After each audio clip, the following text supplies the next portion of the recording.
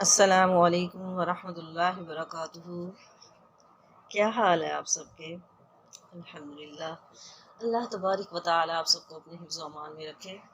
نحمدہ ونصلی علی رسولہ الکریم، اما بعد فاعوذ باللہ من الشیطان الرجیم، بسم اللہ الرحمن الرحیم۔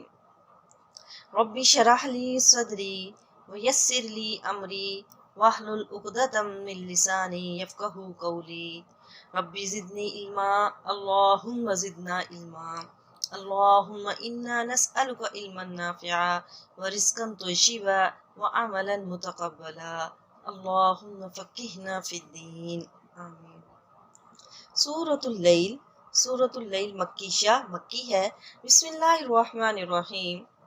واللیل، اور قسم ہے رات کی، اذا جب یغشا وہ ڈھانپ لے، والنہاری، اور دن کی، اذا جب تجلی وہ روشن ہو جائے، وما خلق الذکر، وما، اور اس ذات کی قسم، خلق جس نے پیدا کیا، ذکر مرد کو، والانثی، اور عورت کو، انا بے شک سعیکم تمہاری کوششیں، لشتا البتہ مختلف ہیں، فاما پس جس نے، من آتا جس نے دیا، واتقا اور پرہیزگاری کی، وصدقا اور سچ مانا، بالحسنی اچھی بات کو، فسنیسرہ تو ہم آسان کر دیں گے اس کو، لیلیسرا آسانی کے لیے، واما اور جس نے، من بخلا جس نے بخیلی کی، کنجوسی کی، واستغنی اور بے پرواہی کی، وکذب اور جھٹلایا، بالحسنی اچھی بات کو، فسنیسرہ تو البتہ ہم آسان کر دیں گے اس کو، للعسرا تنگی کے لیے، وما یغنی اور نہیں کفایت کرے گا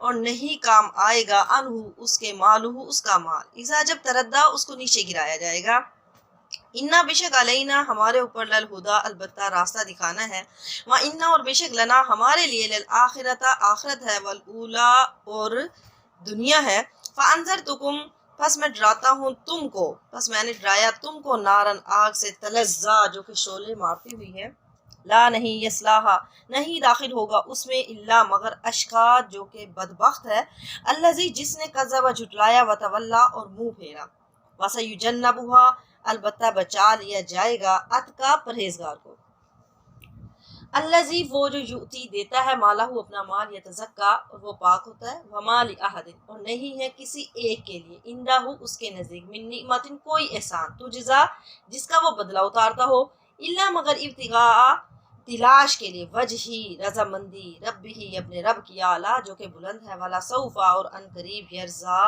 وہ راضی ہوگا۔ واللیلی قسم ہے رات کی، اذا جب یغشا وہ ڈھانپ لے، وہ چھپا لے، جس سے دن کی روشنی ختم ہوتی ہے اور اندھیرا ہو جاتا ہے، واللیلی یعنی جب رات آتی ہے تو دن کی روشنی ختم ہو جاتی ہے اور پھر اندھیرا چھا جاتا ہے، تو اللہ تبارک و تعالیٰ یہاں پر رات کی قسم اٹھا رہے ہیں، والنہاری اور دن کی قسم، اذا جب تجلی جب وہ روشن ہو جائے، یعنی پھر رات کا اندھیرا ختم ہو جائے اور دن کی روشنی آ جائے، دن کی روشنی پھیل جائے، واللیلی رات کی قسم، اذا جب یغشا وہ ڈھانپ لے، اس رات کی قسم جو اپنے اندر ہر چیز کو لپیٹ لیتی ہے، یعنی وہ رات صرف ہم پر ہی رات نہیں آتی، رات کا اندھیرا نہیں آتا، ہر ایک چیز پر رات کا اندھیرا چھا جاتا ہے، ہر چیز کو اپنے اندر لپیٹ لیتی ہے۔ یہ اللہ کی ایک نشانی ہے کہ کس طرح رات کو ہمارے اوپر اللہ تعالیٰ نے طاری کر دیا ہے، اور پھر رات کے بعد دن آتا ہے، دن سے ساری چیزیں واضح روشن نظر آتی ہیں، جیسے ایک کمرہ ہے جس میں اندھیرا ہے اور دوسرے کمرے میں روشنی ہے، تو روشنی والے کمرے میں آپ آرام سے چیزوں میں فرق محسوس کر سکتے ہیں، تو اسی طرح ہی یہ قرآن پاک بھی روشنی ہے، نور ہے، ہدایت ہے، یہ ہدایت کی طرف لے کر آتا ہے، اچھائی اور برائی میں ہمیں فرق بتاتا ہے۔ واللیلی رات کی قسم ہے، اذا جب یغشا وہ ڈھانپ لے، ہر ایک چیز کو ڈھانپ لے، والنہاری اور دن کی، اذا جب تجلی ہر ایک چیز روشن ہو جاتی ہے، وما خلقا اور اس ذات کی قسم، خلقا جس نے پیدا کیا، ذکر مرد کو، والانثی اور عورت کو، یہاں پر اللہ تبارک و تعالی اب اپنی قسم اٹھا رہے ہیں، اللہ نے اپنی قسم اٹھائی کیونکہ مرد اور عورت دونوں کا خالق اللہ ہی ہے۔ اللہ تبارک و تعالی نے ہر ایک کا جوڑا بنایا ہے، ہر ایک چیز کا جوڑا بنایا ہے۔ مرد عورت کی یہاں پر اللہ تعالیٰ نے جو قسم اٹھائی، اس کے خالق کی قسم اٹھائی، یعنی اپنی قسم اٹھاتے ہیں۔ جوڑا ہر ایک چیز کا دنیا میں جوڑا ہے، جیسے دن رات کا بھی جوڑا ہے، یہاں پر اللہ تعالیٰ نے فرمایا دن رات کا جوڑا ہے، زمین آسمان کا جوڑا ہے، دنیا آخرت یہ بھی جوڑا ہے، مرد عورت جانوروں میں ہر ایک چیز کا جوڑا ہے۔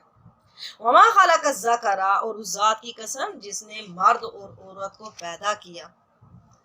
اب اللہ تبارک و تعالیٰ قسمیں اٹھانے کے بعد آگے کیا فرماتے ہیں جواب قسم، انا بے شک، سعیکم تمہاری کوششیں جو ہیں، لشتا البتہ مختلف ہیں۔ کیا مطلب ہے؟ یعنی جس طرح رات اور دن میں فرق ہے، ایسے ہی کچھ لوگ اچھے اور کچھ لوگ رات کے اندھیرے کی طرح برا ہے، رات کے اندھیرے کی طرح برے ہیں۔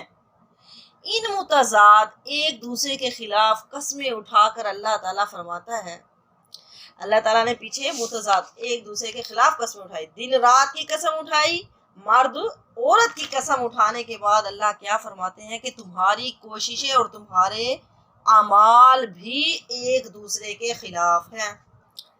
جس طرح رات دن کے خلاف، رات دن، مرد عورت ایک دوسرے کے خلاف ہے، اسی طرح یعنی متضاد ہے، اسی طرح ہی تمہاری اعمال اور تمہاری کوششیں بھی متضاد ہیں، ایک دوسرے کے خلاف ہے، کہ کوئی بھلائی کرنے والے ہیں اور کوئی برائیوں میں مبتلا ہے، یعنی کوئی اچھے عمل کرتا ہے جس کا صلہ جنت ہے، اور کوئی برے عمل کرتا ہے جس کا بدلہ جہنم ہے۔ یعنی تم سب کی ایک ہی کوشش نہیں ہے، سب کی کوششیں مختلف ہیں۔ ان سعیکم لشتی، کوئی اللہ کی رضامندی والے کام کر رہا ہے، کوئی ناراضگی والے کام کر رہا ہے، کوئی دنیا کی لذتوں میں گم ہے، کوئی اس کے برعکس کام کرتا ہے، آخرت کی تیاری میں لگا ہوا ہے۔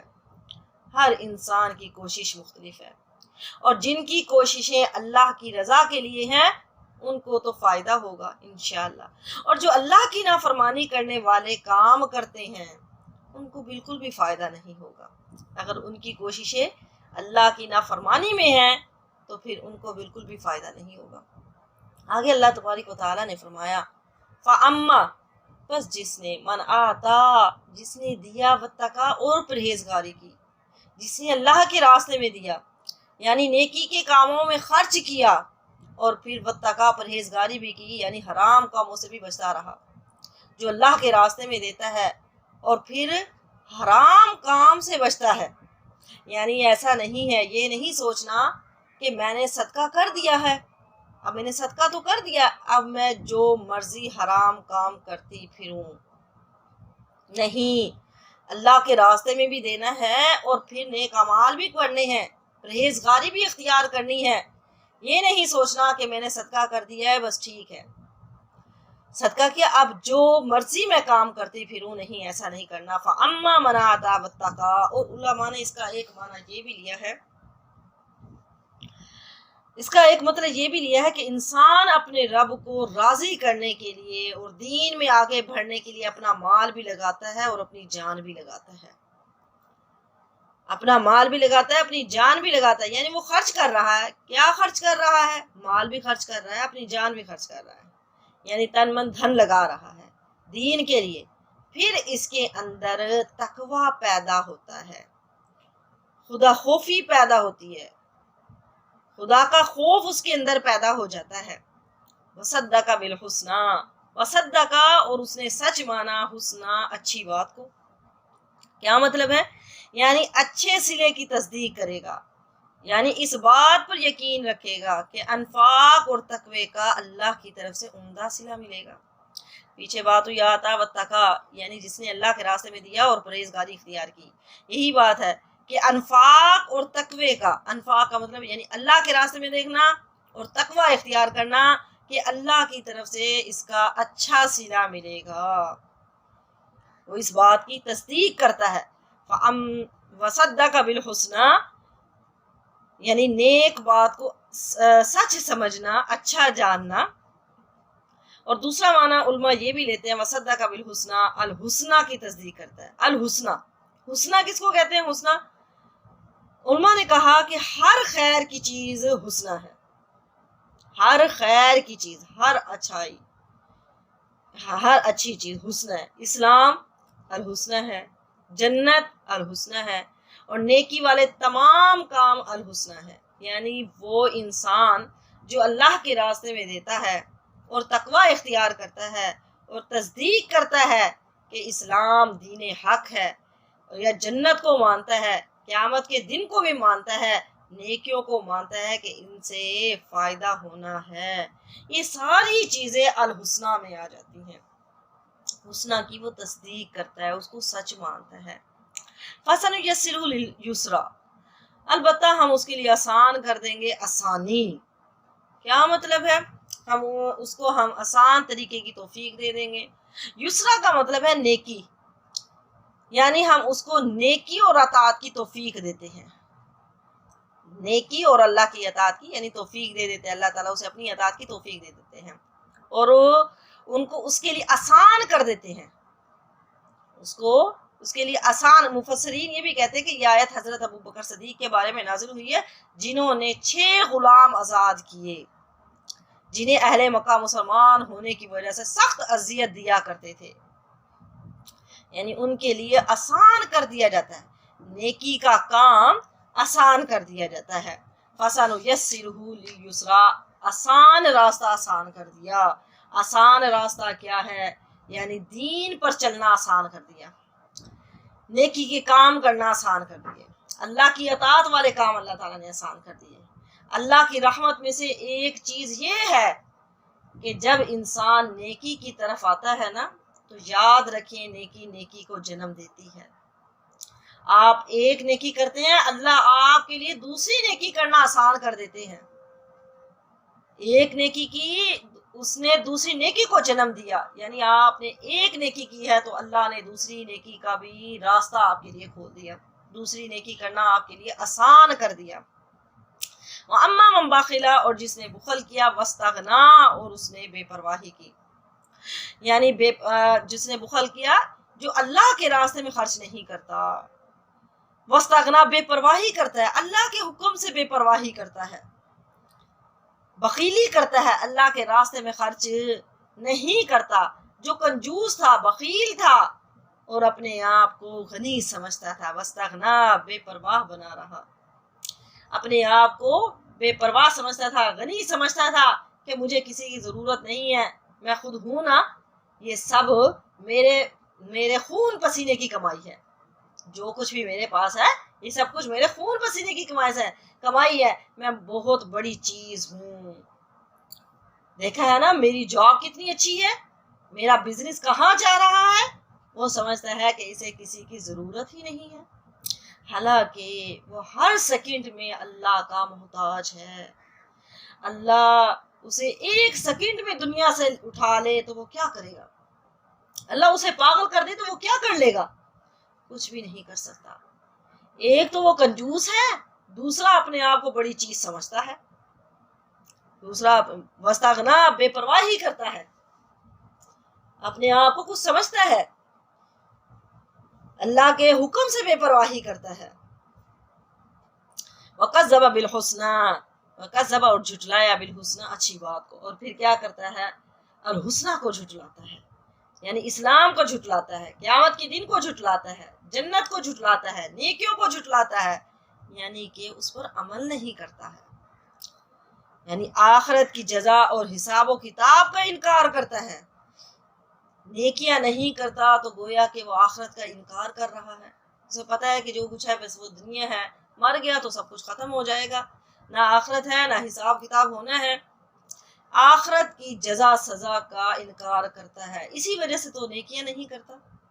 فَسَنُيَسِّرُهُ، تو البتہ ہم آسان کر دیں گے اس کے لیے، للعسریٰ تنگی کا راستہ، اسرا سے مراد ہے کفر ہے، نافرمانی ہے، برائی کا راستہ ہے، یعنی ہم اس کے لیے نافرمانی کا راستہ آسان کر دیں گے، نافرمانی کا راستہ آسان کر دیں گے، لیکن خیر و بھلائی کا راستہ، نیکی کا راستہ اس کے لیے مشکل ہو جائے گا، نیکی کا راستہ اس کے لیے مشکل ہو جائے گا۔ فَسَنُيَسِّرُهُ لِلْعُسْرَا، اسے سختی میں ہم پہنچا دیں گے، تو اس کے لیے آسان کر دیا جائے گا مشکل راستہ۔ اب مشکل راستہ کون سا ہے؟ گناہوں کا راستہ ہے، یعنی جو راستہ ٹینشنوں کا ہے، ڈپریشن کا ہے، وہ راستہ اس کے لیے آسان ہو جائے گا۔ جو شخص اللہ کی نافرمانی کرے گا تو لازم ہے وہ ڈپریشن میں ہی جائے گا، جہنم کا راستہ اس کے لیے آسان کر دیا جائے گا۔ اللہ تعالی ہم سب کو بچائے۔ ابن عباس کہتے ہیں کہ اس کے لیے گناہ کرنا آسان ہو جائے گا۔ اب چاہے جہنم کا راستہ آسان ہوا ہو یا گناہ کا راستہ آسان ہوا ہو، دونوں ہی کام برے ہیں، دونوں کام برے ہیں۔ اس لیے کہا جاتا ہے کہ اچھی صحبت اختیار کیا کرو، کیونکہ وہاں نیکی کے چانسز زیادہ ملتے ہیں۔ اگر بری صحبت میں آؤ گے تو برائی کرنے کے چانسز بار بار ملیں گے۔ دیکھیے جب ہم چھوٹے تھے تو ہمارے والدین ہمیں کیا کہتے تھے، ہمارے ماں باپ ہمیں کیا کہتے تھے بیٹا جب کلاس میں جاؤ تو جو لائق بچے ہیں ان کے ساتھ بیٹھنا۔ کیوں کہتے تھے؟ اس لیے کہتے تھے تاکہ کچھ لائقی ہمارے اندر بھی آ جائے، کچھ لائقی ہمارے اندر بھی آ جائے۔ تو اچھی صحبت انسان کو اختیار کرنی چاہیے تاکہ نیکی والا راستہ اس کے لیے آسان ہو جائے۔ اگر بری صحبت اختیار کرو گے تو پھر برائیوں کا راستہ اس کے لیے آسان ہو جائے گا۔ فرمایا وما یغنی عنہ مالہ اذا تردی، وما یغنی اور نہیں کفایت کرے گا، نہیں اس کے کام آئے گا، عنہ اس کے مالہ اس کا مال، اذا جب تردی اس کو نیچے گرایا جائے گا، یعنی جب جہنم میں گرے گا تو یہ مال جسے وہ خرچ نہیں کرتا تھا کچھ کام نہیں آئے گا، اس کے کچھ بھی کام نہیں آئے گا۔ وہ مال جو وہ جمع کر کے رکھتا تھا، دنیا اس نے ساری زندگی دنیا بنانے میں لگا دی، آخرت کی اس نے کچھ تیاری نہیں کی، آخرت کے لیے کچھ نہیں بھیجا، دنیا میں اللہ کے راستے میں نہیں دیتا تھا، مالوں کو جمع کر کے رکھتا تھا، تو وہ جب جہنم میں گرے گا تو اس کا مال اس کو کام نہیں آئے گا۔ جس طرح کہ ہم پہلے بھی پڑھ چکے ہیں سورہ لحم میں کہ ابو لہب کہا کرتا تھا کہ اگر میرا بھتیجا سچا ہوا تو قیامت والے دن میں اپنا مال اللہ کو فدیے میں دے کر جہنم کے عذاب سے بچ جاؤں گا۔ تو اللہ تبارک و تعالیٰ نے کیا فرمایا تھا کہ نہیں، ایسا نہیں ہوگا، کسی کے بھی مال اس کے کوئی کام نہیں آئے گا۔ تو جو مال وہ دنیا میں جمع کر کے رکھتا تھا، جس کو وہ اللہ کے راستے میں خرچ نہیں کرتا تھا، جب وہ جہنم میں ڈالا جائے گا تو وہ مال اس کے کام نہیں آئے گا۔ ہاں وہ مال کام آئے گا جو اس نے اللہ کے راستے میں دیا ہوگا۔ حدیث میں آتا ہے کہ روزانہ 2 فرشتے آسمان دنیا پر آتے ہیں، نیچے اتر آتے ہیں، اور ایک دعا کرتا ہے کہ اے اللہ جو تیرے راستے میں دیتا ہے اس کے مال میں برکت عطا کر دے، اے اللہ جو تیرے راستے میں نہیں دیتا اس کے مال کو تباہ و برباد کر دے، اور جو اللہ کے راستے میں نہیں دیتا، ہمیں یہ اپنی روٹین بنانی چاہیے روز اللہ کے راستے میں دے، جو اللہ کے راستے میں نہیں دیتا تو کہا جاتا ہے، حدیث میں آتا ہے کہ قبر میں اس کا مال وہ اژدہا بنا دیا جائے گا، سانپ بنا کر اس کے گلے میں توک بنا کر ڈال دیا جائے گا، اور وہ اس کو ڈسے گا، کہے گا انا کنزکا، میں تیرا وہ خزانہ ہوں، تیری وہ مال و دولت ہوں جسے تو دنیا میں سمیٹ کے رکھا کرتا تھا۔ وما یغنی عنہ مالہ اذا تردی، جب اس کو دوزخ میں ڈالا جائے گا تو اس کا یہ مال اس کے کام نہیں آئے گا، جو اللہ کے راستے میں دیا ہوگا وہ مال اس کے کام آئے گا۔ اگر ایسی بات ہوتی، یہ مال و دولت ہمارے کام آتا، تو قارون کے پاس کیا کم خزانہ تھا؟ قارون کے ساتھ کیا ہوا؟ قارون کے خزانے کی چابیاں ایک بہت بڑی جماعت اٹھایا کرتی تھی، اور فرعون کے ساتھ کیا ہوا؟ اپنے آپ کو بادشاہ، اپنے آپ کو رب کہلواتا تھا، اس کے ساتھ کیا ہوا؟ کیا فائدہ دیا ان کو ان کی دولت نے؟ وہ بڑے بڑے لوگ آئے جو بڑی بڑی بلڈنگوں کے مالک ہیں، لوگ بھی چلے گئے اور وہ عمارتیں بھی ختم ہو گئی، وہ بلڈنگیں بھی ختم ہو گئی، اور آج ہم سب کچھ پیسے کے لیے کرتے ہیں، جو کچھ بھی کرتے ہیں پیسے کے لیے کرتے ہیں۔ ہم لوگ پڑھائی کرتے ہیں وہ بھی پیسے کے لیے، نوکری کرتے ہیں وہ بھی پیسے کے لیے، اور چاہے ہمیں ایک سبجیکٹ سے نفرت ہو لیکن ہم نے وہی رکھنا ہے، کیوں؟ کیونکہ یہ بہت چل رہا ہے، اسی کی وجہ سے مجھے جاب ملے گی۔ آپ ٹھیک ہے یہ کام کریں، لیکن اس کے ساتھ ساتھ انسان اللہ کے راستے میں بھی دے، اپنی آخرت کو بھی سنوارے۔ تو اللہ تعالیٰ نے فرمایا جب تو جہنم میں گر رہا ہوگا تو کیا یہ مال تجھے بچا لے گا؟ نہیں، یہ مال نہیں بچائے گا، یہ مال اس وقت بچائے گا جب ہم نے اس کو اللہ کے راستے میں دیا ہوگا۔ ان علینا للہدا، ان بے شک علینا ہمارے اوپر، للہدا ہدایت دینا۔ ایک معنی تو اس کا یہ کیا جاتا ہے یعنی حلال اور حرام، خیر اور شر، ہدایت اور ضلالت کو واضح اور بیان کرنا یہ ہمارے ذمے ہے، جو کہ ہم نے کر دیا ہے۔ کس طرح کر دیا؟ واضح کر دیا قرآن پاک بھیج کر، حق و باطل کو واضح کر دیا ہے، ہدایت و گمراہی کو واضح کر دیا ہے، بیان کر دیا ہے۔ ان علینا للہدا یعنی ہم نے انبیاء کرام کو بھیج کر، آپ صلی اللہ علیہ وسلم کو بھیج کر حق واضح کر دیا، سب کو سمجھا دیا ہے۔ اور ایک معنی یہ کیا جاتا ہے ان علینا للہدا یعنی ہدایت ہمارے اوپر ہے، اللہ جس کو چاہتا ہے ہدایت دیتا ہے، اللہ جس کو چاہتا ہے ہدایت، یعنی ہمارا کام ہوتا ہے لوگوں تک خیر کی بات پہنچانا، ہدایت دینا نہ دینا یہ اللہ کا کام ہے۔ اب اس کا مطلب یہ نہیں ہے کہ اللہ یہ فرماتے ہیں کہ اس کو ہدایت دے دو، اس کو گمراہ کر دو، اس کو ہدایت نہ دو، ایسا نہیں ہوتا، بلکہ جو جتنی ہدایت چاہتا ہے اس کو اتنی ہدایت ملتی ہے۔ جو اللہ کی طرف ایک قدم لے کر آتا ہے اللہ اس کی طرف 10 قدم لے کر آتا ہے۔ اصل بات یہ ہے کہ ہم کتنی کوشش کرتے ہیں، اللہ کی طرف جانے کے لیے ہم کتنی کوشش کرتے ہیں۔ میں آپ کو ہدایت نہیں دے سکتی ہوں، صرف آپ کو بتا سکتی ہوں کہ قرآن کیا کہہ رہا ہے، حدیث مبارکہ کیا کہہ رہی ہے، باقی ہدایت پر آئیں یا نہ آئیں یہ آپ کا مسئلہ ہے، یہ میرا کام نہیں۔ اللہ جس کو چاہے ہدایت دیتا ہے، ہدایت دے، اللہ جس کو چاہے ہدایت دے۔ ہدایت میں پہلے بھی بتا چکی ہوں کہ ہماری طلب سے ملتی ہے، ہدایت اللہ تبارک و تعالیٰ بن مانگے عطا نہیں کرتا۔ جو جتنی ہدایت کا طالب ہوتا ہے، جتنی ہدایت چاہتا ہے اللہ تعالیٰ اس کو اتنی ہی دیتا ہے، اللہ تعالیٰ اس کو اتنی ہی ہدایت عطا کرتا ہے۔ تو ان علینا للہدا بے شک ہمارے لیے، ہمارے اوپر للہدا ہدایت دینا ہے، ان اور بے شک لنا ہمارے لیے، للآخرۃ آخرت ہے، والاولی اور دنیا ہے، یعنی آخرت اور دنیا دونوں ہی ہماری چیزیں ہیں۔ کون کہہ رہے؟ اللہ تبارک و تعالیٰ، یعنی دنیا کے مالک بھی ہم ہیں اور آخرت کے مالک بھی ہم ہیں، یعنی دونوں کے اللہ تبارک و تعالیٰ مالک ہے۔ جو کوئی بھی دنیا میں سے جو بھی مانگے تو وہ ہم سے مانگے، آخرت میں سے جو کچھ بھی مانگے تو ہم سے مانگے۔ یہ نہیں کہ دنیا میں رہ کر ہم اللہ کو چھوڑ کر کسی اور کے پاس جائیں، کسی اور سے دعائیں منگوائیں۔ دعا آپ زندہ سے منگوا سکتے ہیں، لیکن مردہ سے، قبروں پر جا کر، قبرستان میں جا کر، قبروں پر جا کر دعائیں مانگنا یہ ناجائز ہے، یہ شرک ہے۔ ہاں اللہ تعالیٰ فرماتے ہیں دنیا اور آخرت میری ہی ہے، ہم ہی مالک ہے، دنیا مانگنی ہے تب بھی اللہ سے مانگو، آخرت مانگنی ہے تو تب بھی اللہ سے مانگو۔ دنیا میں جو کچھ بھی آپ کو چاہیے، اولاد چاہیے، روزی چاہیے، صحت تندرستی چاہیے، پریشانیاں ہیں ان سے نجات چاہیے، تو جو کچھ بھی ہے وہ اللہ سے مانگے۔ وَإِنَّ لَنَا لَلْآخِرَةَ یہ دنیا بھی اللہ کی ہے اور یہ آخرت بھی اللہ کی ہے۔ جس رب کی دنیا میں نافرمانی کر رہے ہو آخرت بھی اسی رب کی ہے۔ گناہ کرتے ہو، نافرمانیاں کرتے ہو تو اللہ فرماتے ہیں آخرت بھی اسی کی ہے، آخرت میں اسی رب کو جواب دینا ہے۔ یہ نہیں کہ دنیا کسی اور کی ہے تو آخرت کسی اور کی ہے، دنیا میں ہم نافرمانی کر لیں، آخرت میں کون سے اس نے پوچھنا، نہیں، آخرت بھی اسی رب کی ہے، اللہ تبارک و تعالیٰ نے ہم سے پوچھنا ہے۔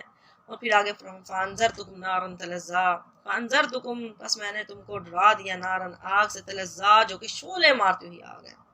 کیا مطلب؟ مسند احمد میں حضرت نعمان بن بشیر کہتے ہیں کہ میں نے نبی کریم صلی اللہ علیہ وسلم سے خطبے کی حالت میں سنا، آپ صلی اللہ علیہ وسلم بہت بلند آواز سے فرما رہے تھے، لوگوں میں تمہیں جہنم کی آگ سے ڈرا چکا ہوں، لوگوں میں تمہیں جہنم کی آگ سے ڈرا رہا ہوں۔ آپ بار بار فرما رہے تھے یہاں تک کہ آپ کی چادر مبارک کندھوں سے سرک کر پاؤں میں گر گئی۔ ہم پہلے بھی پڑھ چکے ہیں کہ آپ صلی اللہ علیہ وسلم نے فرمایا کہ یہ دنیا کی جو آگ ہے یہ جہنم کی آگ کا 70واں حصہ ہے، 69 حصے زیادہ تیز ہے جہنم کی آگ، اور ایک روایت میں 100واں حصہ ہے۔ یعنی اللہ آپ صلی اللہ علیہ وسلم فرما رہے ہیں کہ میں بار بار یعنی بتا چکا ہوں تمہیں، جہنم کے بارے میں ڈرا چکا ہوں۔ اور بخاری میں آپ صلی اللہ علیہ وسلم نے فرمایا سب سے ہلکے والا عذاب، سب سے ہلکے عذاب والا جہنمی قیامت کے دن وہ ہوگا جس کے پاؤں کے نیچے 2 انگارے رکھ دیے جائیں گے، جس کے پاؤں کے نیچے 2 انگارے رکھ دیے جائیں گے، جس سے اس کا دماغ ابل رہا ہوگا۔ استغفر اللہ، یہ سب سے ہلکا عذاب ہے جہنم کے بارے میں۔ اور پھر مسلم کی حدیث ہے کہ ہلکے عذاب والا جہنمی وہ ہوگا جس کی دونوں جوتیاں، دونوں پاؤں کے جوتے اور دونوں تسمے آگ کے ہوں گے، جس سے اس کا دماغ اس طرح ابل رہا ہوگا جس طرح کی ہنڈیاں ابلتی ہے۔ تو یہی آپ صلی اللہ علیہ وسلم فرما رہے ہیں کہ میں نے تم کو بھڑکتی ہوئی آگ سے متنبع کر دیا ہے، خبردار کر دیا ہے، تمہیں بتا دیا ہے، لا نہیں یصلاھا، نہیں داخل ہوگا اس میں الا مگر اشقا، جو کہ بدبخت ہے۔ کون بدبخت ہے؟ الذی، وہ جو کذب، جھٹلایا، وتولی، اور جس نے منہ موڑ لیا۔ اب کہا کہ اس آگ میں صرف وہی داخل ہوگا جو کہ بدبخت ہوگا، جو کہ گناہگار ہوگا، جس نے جھٹلایا، جس نے انکار کر دیا، جس نے منہ پھیر لیا، جو سیدھے راستے پر نہ آیا، آپ صلی اللہ علیہ وسلم کو جھٹلایا، کتاب کو جھٹلایا، عمل نہ کر کے جھٹلایا، وتولی، اور منہ پھیر لیا، لا یصلاھا الا الاشقا، تو اس میں بدبخت داخل ہوں گے۔ آپ صلی اللہ علیہ وسلم نے فرمایا میری ساری امت جنت میں جائے گی سوائے اس کے جو انکار کرے گا۔ لوگوں نے پوچھا اللہ کے رسول انکاری کون ہے؟ کون انکار کرے گا جنت میں جانے سے؟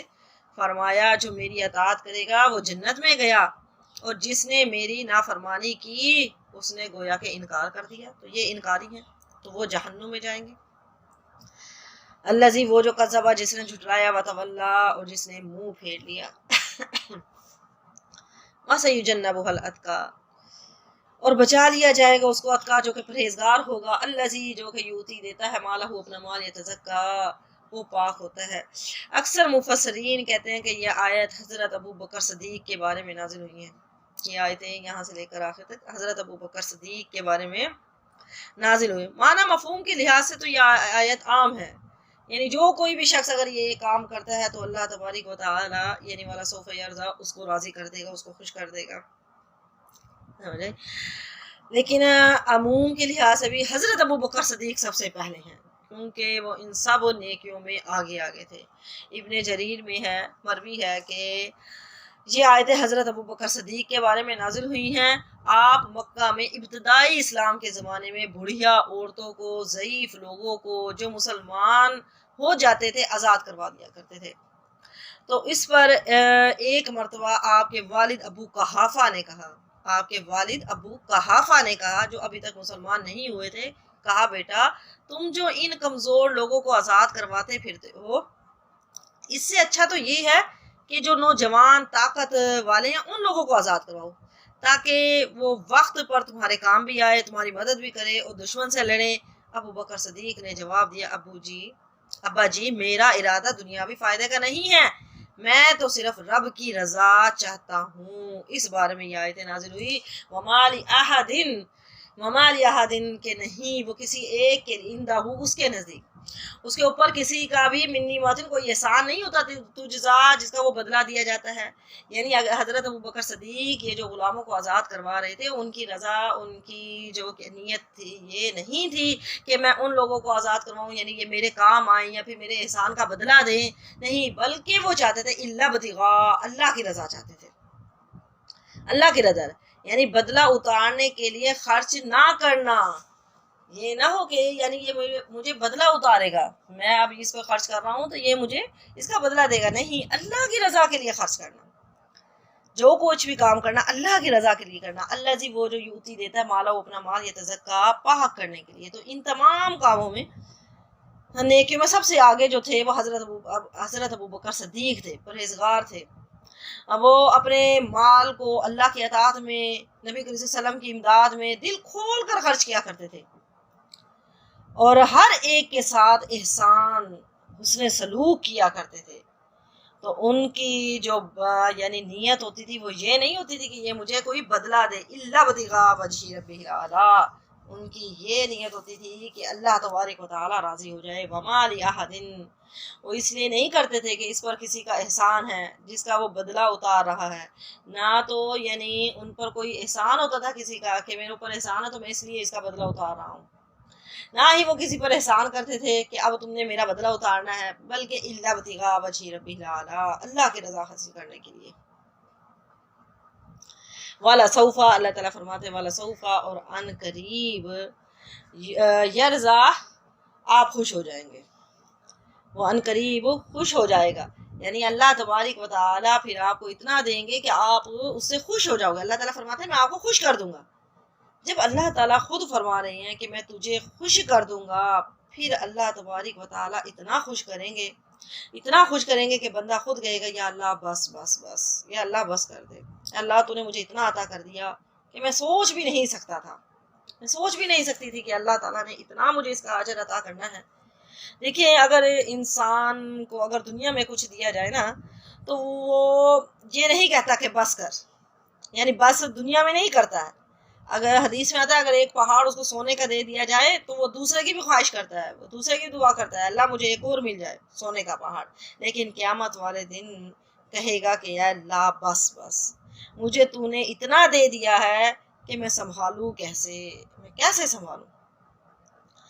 تو جو بھی ہم اللہ کے لیے محنت کرتے ہیں، اللہ کے لیے، اللہ کے دین کے لیے محنت کرتے ہیں، اللہ فرماتے ہیں میں تمہیں خوش کر دوں گا، اللہ فرماتے ہیں میں تمہیں خوش کر دوں گا۔ اور پھر وَسَيُجَنَّبُهَا الْأَتْقَى وَسَيُجَنَّبُهَا کہ اللہ تعالیٰ فرماتے ہیں اللہ کے نزدیک تم میں سب سے اونچے مقام والا جو ہے، سب سے اونچے مقام والا وہ ہے جو تقوی والا ہے، یعنی تقوی۔ وَسَيُجَنَّبُهَا الْأَتْقَى تقوی ہے، تقوی معیار ہے، کسی کے اوپر اور نیچے ہونے کا معیار جو ہے وہ تقوی ہے۔